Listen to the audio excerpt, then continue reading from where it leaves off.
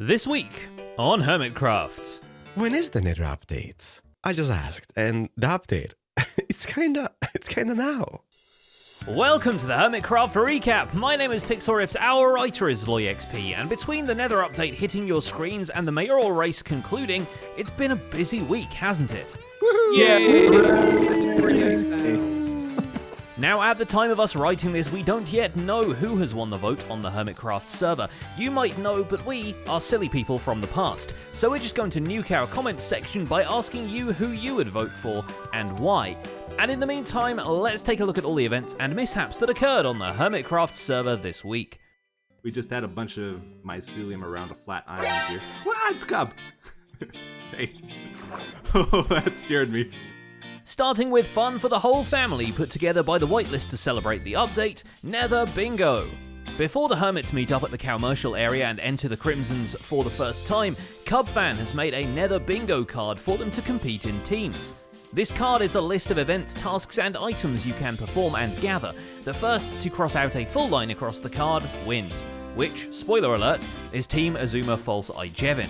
And finally, with Azuma Poppins on our team, we were able to finish probably one of the most boring tasks of the card, crafting some chiseled nether bricks. And with that, we had Bingo, being the first team to actually get it, which was pretty exciting.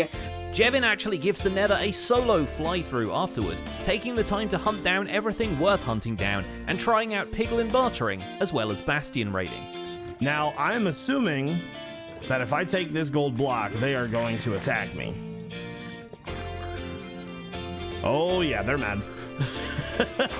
By contrast, Wells Knight goes straight for the netherite, at least once his extra storage basement in the overworld is dug out and ready for the immense amounts of resources a netherite pick can gather. His weapon of choice remains a diamond pickaxe, and with enough brrr through the netherrack, Wells scrambles enough to afford a black-purple set of gear. Ironically, his evil counterpart Hell's Knight doesn't show up for the festivities, and Wells ensures that no other evil clones will be showing up at all when he warns Vintage Beef about his crimes against nature device. Yeah, warning. This thing is actually quite dangerous, and it created an evil clone who is made up of only evil and wants to destroy the server and kill us all. I was able to defeat him. Okay, that's good. In a rap battle. Okay. So not exactly defeated. I mean, it gets a little complex. Beef does the sensible thing and seals the room off entirely. He can even paper over it too. Now he's transformed his album map art region into a wallpaper factory and opened a storefront currently selling a fashionable yellow pinstripe. You will. So the idea was, I wanted it to look like the letters were painted on the sign, and then obviously it's not. Guys, this is going to be a successful shop. After doing his civic duty at the polls, Beef teams up with Zombie Cleo to take part in the Nether Bingo Challenge. They get distracted pretty quickly by the new wonders of the Nether and are left with plenty of time to explore when the other team sweeps the board. The surprises keep coming when they somehow get separated, returning through the same Nether portal. Take them out. Oh yeah, you gotta face fear. Oh no! What? Where did you go? I'm at the portal at the where we went in. Where are you? I went into whose base is this? I don't know whose base this is. Geometry's a weird one sometimes. So is Cleo, as she appoints a dragon person as a balloon-carrying mascot with friendly fangs and evil eyes. This week she is mostly practicing her armor stands at the entrance of the zoo, on smaller recreational areas like a picnic table and the crying children. It's the small things to make the place feel much more alive in the long run. And there we go, that one child that always, no matter how much you say you must look after it, always loses their balloon. Because of course they do. XP Crafted's recreational areas could also use some stick figures, and he calls on Etho to help spruce up his newly expanded combat arena with some armor stand jump scares. The price is owing Etho one favor, which won't come back to bite him at all. So I figured, I thought about it, and I was like, who's the trolliest guy I know? Who's that? And Beef said he was busy, so here we are. Teaming up with Cubfan and Joe to play Nether Bingo, the group runs afoul of some hoglins and tracks down a hefty bastion with a magma cube spawner. Then XB gets on his debris grind and starts auto-bartering with the unzombified pig friends. After an attempt to balance the scales at Shady Ease, Etho drops a "your mum" joke so devastating it breaks through to the Nether, where he explores with Keralis and Wells Knight, then brings back some Crimson and Warped materials to start mass producing in the comfort of his flower farming area. He also gets the local piglins to work making materials for him, then blows up a few chunks of the Nether looking for the stuff they won't trade him. Oh, it's ruined so many recordings. Ah, yeah. Okay, we got one there, one there. Azuma takes an even more chaotic approach to netherite mining, employing a Nembon method of blowing up beds. The netherite gathered instantly comes in handy for his fresh farming project, an obsidian generator rigged to the end starter platform. And the whole reason he needs this much obsidian is because it is a key component in a gold farm X puts together at his jungle base. Well, I'd say it's all good now, but I'm noticing that the pigmen actually trample the farmland, and then the items don't get picked up. So I could replace this with hopper minecarts, but I guess that's what I get for doing things kind of quick and dirty, right? The mechanicals of it are carefully encased in a striped triangle of white and yellow concrete to better suit the overall build theme, while the produce, well, you can probably guess how the gold will be most used from now on. He actually takes a lot of inspiration from Cub Fan's own Netherroof gold farm, and it's a good thing he did, because right after, Cub disassembled it to preserve the materials from getting wiped along with the Nether. Having now placed all the kelp blocks from last week in his pyramid's interior, Cub arranges some beacons to shoot out of the cornerstones of it for added effect. Added effect being, of course, jump boost. To turn it back on, just right-click it again. Pretty sweet. I went with the jump boost 2 effect here, just because I think that might help us move around. Cub himself is a beacon for the community too. Once the update really hits, not only does he get us that sweet bingo card, but he also throws together an auto-refilling respawn anchor for everyone to use in the Nether Hub. Hey, there we go. Sweet. Iskal also makes the smart decision to strip out the components and the gold blocks from his own gold farm.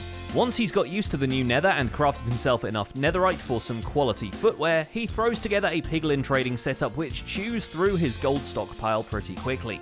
Luckily, he has a Nembon-designed farm up his sleeve, and after some turtle breeding and magma gathering, he has all the gold his new pig friendos could ask for. Oh, and I just realized another thing, speaking about redstone shop, glowstone. I no longer have to make a witch farm. I can get my glowstone income from here to make redstone lamps. These, did I say that these guys are great? Potentially even geniuses? Tango Tech takes a similar approach and sets up to exploit the piglin trading mechanic as much as possible right away. He too rigs up a zombie piglin farm at the Nether Roof, outputting directly into a room with some name-tagged piglins willing to part with their valuables for a reasonable price. Though not before participating in an event just as hot, the return of Hot Swap with Zedaf. Ding! Oh, the shinies! I like the shinies!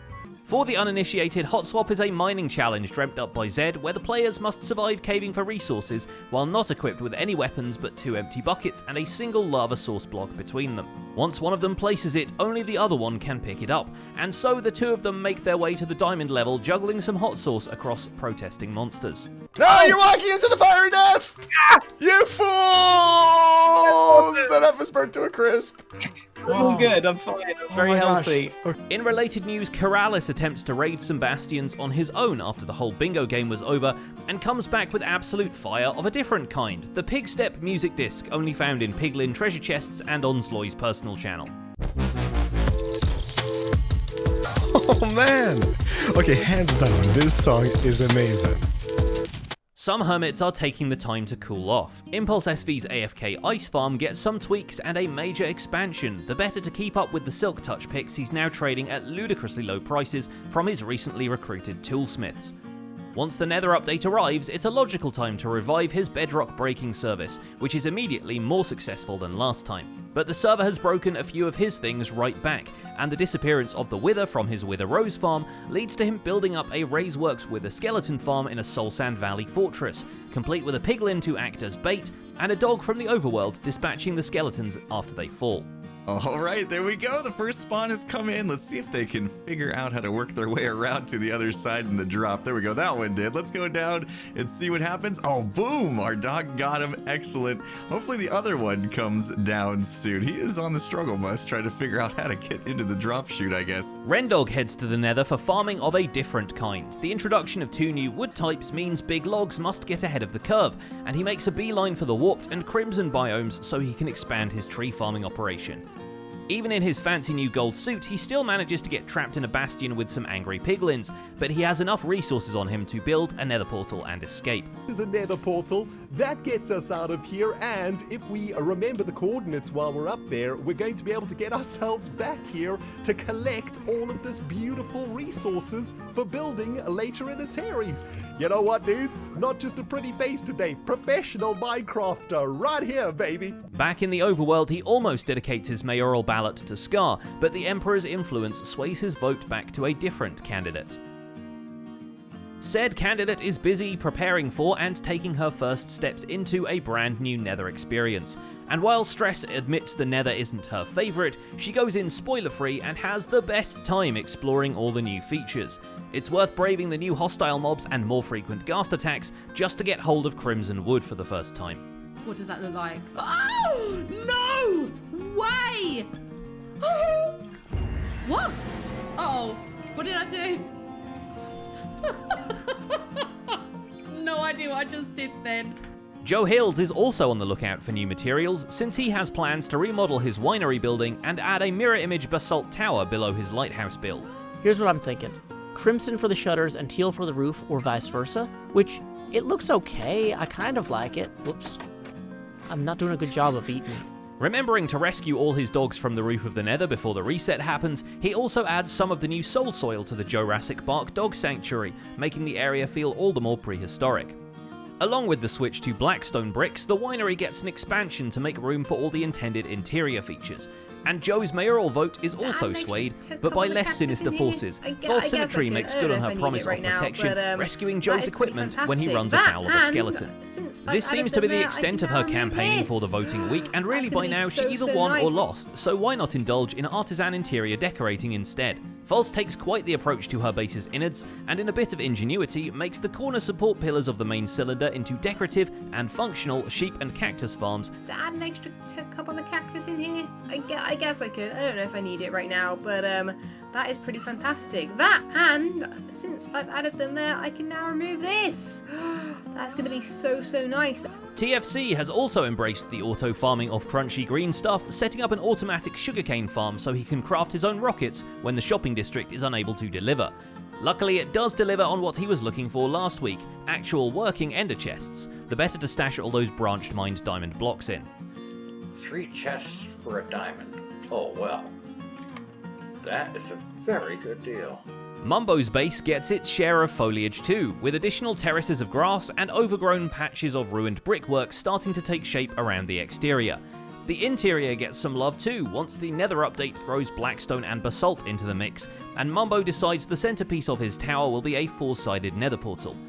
With his base better connected, it's no surprise Grian comes by to flex his shiny new netherite armor, and Mumbo gives ancient debris mining a try himself before deciding this was what TNT was made for. Okay. I actually think we could be in the clear here. Oh, there we go. Okay, so we've got some.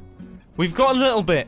Unfortunately for Mumbo, the price of TNT goes up right as they trade, and really, mostly because they trade. Yeah, that seems like a pretty good deal, to be honest. I basically gave him the old price, just a little bit more expensive.